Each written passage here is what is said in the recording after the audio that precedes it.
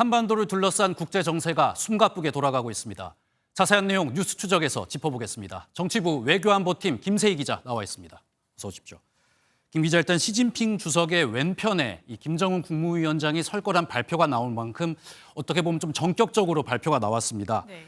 김 위원장 방중 준비하고 있을 것 같은데 분위기 어떻습니까? 일단天安문 광장과 멀지 않는 곳에 저희 MBN 베이징 지국이 있는데 전승절 전날부터 사무실에 있을 수 없다고 합니다. 우선 김정은 위원장의 첫 다자 무대 데뷔이고 탈냉정 이후 북한, 중국, 러시아 세 정상이 한자리에 모이는 게 처음이라 그 의미는 상당히 무겁기에 보안도 철저하다는 평가인데요. 전승절 전날부터天安문 광장 인근 도로가 아예 통제돼 택시를 포함해 모든 대중교통이 진입할 수 없습니다.天安문 광장을 동서로 가로지르는 장안대로를 바라보는 건물들의 경우도 창문까지도 못 연다고 한대요. 어제부터는 베이징 도심에서 드론을 날리는 것도 금지됐고 열병식 현장인天安문 광장 앞은 아예 통제돼 접근조차 쉽지 않습니다. 그럴 수밖에 없는 게 지난 2019년 북미 정상회담을 하러 하노이에 가는 도중에 김정은 위원장 모습이 공개됐었는데요. 중국 난닝역에 정차한 김 위원장이 담배를 피고 여동생 김여정 부부장이 재떨이를 두 손으로 받친 모습이 포착되면서 지금까지 두고두고 회자되고 있습니다. 당시 상황이 희화화되기도 해서 중국 입장에서는 유사한 일이 다시 벌어지는 걸 방지하기 위해 북한을 배려하는 차원에서 보안을 한층 강화하는 모습입니다. 네, 방금 말씀하시기를 보안이 강화됐다 이렇게 이야기를 하셨는데 그래도 저희가 김정은 위원장이 어디를 좀 향해서 갈지 동선을 예상해 볼 수 있을까요? 네, 비행기로 가냐 열차로 가냐 좀 얘기가 많았습니다. 그런데 의식주가 다 가능한 만능 방탄 열차로 갑니다. 전용기 참매 1호는 노후화됐는 데다 또 북한 입장에서 중국은 멀지 않기 때문인데요. 방탄 열차라 무겁고 북한의 오래된 철도망 사정까지 보면 시속 50km로 느리게 이동해서 20시간이 넘을 걸로 예상됩니다. 과거부터 김 위원장은 중국을 방문할 때마다 베이징 외 다른 경제 현장을 시찰해 왔어서 전승절에 방문하게 되면 당장 오늘 저녁이나 내일 아침이라도 출발해야 다른 장소를 들렀다 갈 수 있습니다. 네, 그런데 하나 주목되는 점이 우리나라 우원식 국회의장도 이 전승절 행사에 가지 않습니까?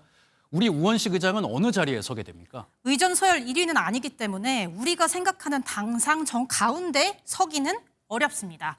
정상급의 인물들이 가운데에 선 뒤에 우 의장은 시진핑 주석에게서 좀 멀리 있을 것 같습니다. 또 우 의장이 과연 푸틴 대통령 쪽에 더 가깝게 설지 아니면 김정은 위원장에 더 가까울지도 관심인데요. 통상 전 세계 모든 나라들은 국가 정상들이 참석하는 행사의 경우 각 나라들의 외교 관계를 고려해서 자리를 배치합니다. 우 의장의 자리가 김 위원장에게는 좀 멀리 있지 않겠냐는 분석도 나옵니다. 그런데 우상호 대통령실 정무수석은 우 의장과 김 위원장이 아는 사이라고 이야기했었죠. 우원식 의장하고 김정은 위원장은 전에 그 남북 정상회담인가 그때 같이 술 한잔도 하고 그랬던 사이라 서로 아는 사이. 모른 척은 안 할 거예요.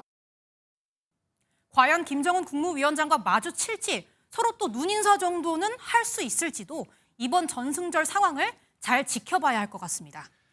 네, 그런데 이번 이 김정은 위원장의 전격적인 중국 방문이 이 트럼프 미국 대통령과의 협상을 위해서다 이런 해석도 나온다면서요. 이건 어떤 이야기입니까? 네, 맞습니다. 아직 단정할 수는 없지만 공교롭게도 트럼프 대통령 만나기 전에 김 위원장 항상 중국을 방문했었습니다.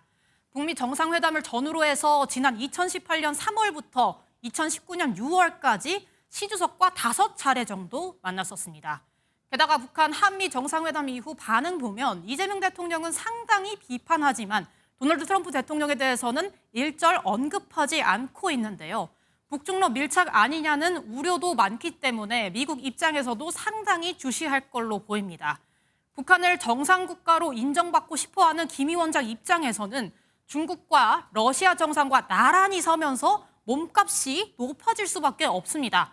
시 주석과 푸틴 대통령과 또 한미 정상회담을 비롯한 정세에 대해서 논의할 가능성도 있고요. 비핵화에 대해서 의견 차이로 이미 한번 미국과의 협상에서 고배를 마신 김 위원장이 한반도 정세를 조금 흔들려는 것 아니냐는 분석도 나옵니다. 네, 오늘 말씀 여기까지 듣겠습니다. 지금까지 정치 외교안보팀 김세희 기자였습니다.